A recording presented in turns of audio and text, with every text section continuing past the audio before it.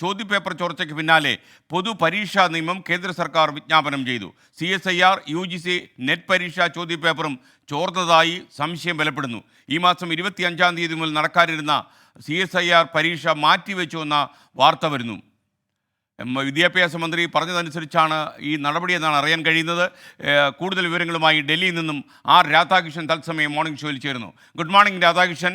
CSIRൻ്റെ പരീക്ഷയെ മാറ്റിവെച്ചു. ദേശീയ തലത്തിൽ നടക്കുന്ന വളരെ പ്രസ്റ്റീജിയസ് ആയിട്ടുള്ള പരീക്ഷകളുടെ പേപ്പറുകളൊക്കെ ചോദ്യപേപ്പറുകൾ ചോരുന്നു എന്ന് പറഞ്ഞാൽ ഈ കുട്ടികൾ എന്ത് വിശ്വസിച്ചാണ് ഈ പരീക്ഷ പോയി എഴുതുക? Good morning. തീർച്ചയായിട്ടുമാണ് SKN. വലിയ ആശങ്ക ഉണ്ടാക്കുന്ന വാർത്തകളാണ് SKN പുറത്തു വന്നുകൊണ്ടിരിക്കുന്നത്. നമുക്ക് വിശുദ്ധമായിട്ടുള്ള കേന്ദ്രങ്ങൾ എന്ന് കരുതുന്ന പലയിടങ്ങളും അത് സുപ്രീം കോടതിയുടെ ഇടപെടൽ കൊണ്ട് കാലങ്ങൾക്ക് മുമ്പ് പരിഷ്കരിക്കപ്പെട്ട പരീക്ഷാ സമ്പ്രദായങ്ങൾ എന്ന് കരുതുന്നിടത്തു പോലും പഴുതുകൾ ഉണ്ട് എന്ന് തെളിയിക്കുന്ന വിധത്തിലാണ് കാര്യങ്ങൾ എത്തുന്നത്. ഏറ്റവും അവസാനമായിട്ട് ഇന്നലെ 25-ാം തീയതി നടക്കാനിരിക്കുന്ന CSIR നെറ്റ് പരീക്ഷയാണ് റദ്ദാക്കിയിരിക്കുന്നത്. അതിന് കാരണമായിട്ട് പറയുന്നത് അടിയന്തരമായിട്ടുള്ള സാഹചര്യങ്ങളും ലോജിസ്റ്റിക് പ്രശ്നങ്ങളും എന്നതാണ് ഔദ്യോഗികമായിട്ടുള്ള വിശദീകരണം.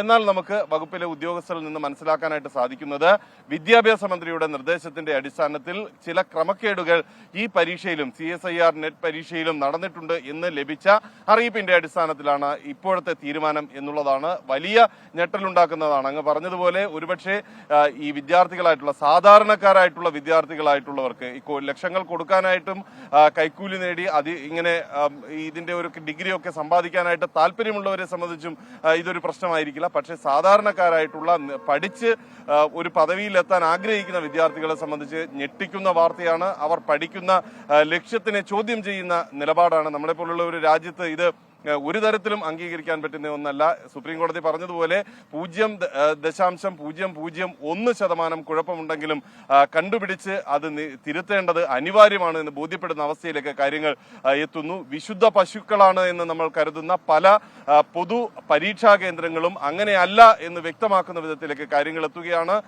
നാഷണൽ ടെസ്റ്റിംഗ് ഏജൻസിയെ സംബന്ധിച്ച് കാലങ്ങളായിട്ട് ദേഹപരിശോധനയൊക്കെ അടക്കമാണ് അവർ വലിയ രീതിയിൽ ഇതിന്റെ ഒരു സുതാര്യതയ്ക്ക് വേണ്ടി നടത്തി വരുന്നതെങ്കിൽ അതിനെ കവച്ചുവെക്കുന്ന രീതിയിൽ ഈ പരീക്ഷയുമായി ബന്ധപ്പെട്ടിട്ടുള്ള മാഫിയ അവർ ഈ ചില ഉദ്യോഗസ്ഥരുടെ കൂടി സഹായത്തോടുകൂടി ഇന്ത്യയിലാകെ തഴച്ചു വളരുന്നു എന്ന രീതിയിലേക്ക് കാര്യങ്ങൾ എത്തുകയാണ്. നമ്മുടെ വിദ്യാർത്ഥികളുടെ ആത്മാഭിമാനത്തെ പോലും ചോദ്യം ചെയ്യുന്ന വിധത്തിൽ ഈ പരീക്ഷാ ക്രമക്കേടുകൾ എത്തുന്നു.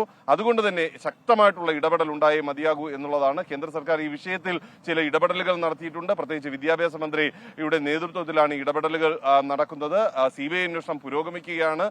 ഇതുമായി ബന്ധപ്പെട്ടിട്ടുള്ള നടപടികളും CBIയുടെ ഭാഗത്ത് നിന്ന് വിവിധ സംസ്ഥാനങ്ങൾ കേന്ദ്രീകരിച്ചുകൊണ്ടുള്ള നടപടികളും നടന്നു വരുന്നു. Okay, thank you Radhakrishnan. എന്തായാലും ഈ പരീക്ഷകളുടെയൊക്കെ വിശ്വാസ്യത നമ്മൾ വീണ്ടെടുക്കേണ്ടത് അത്യാവശ്യമാണ്.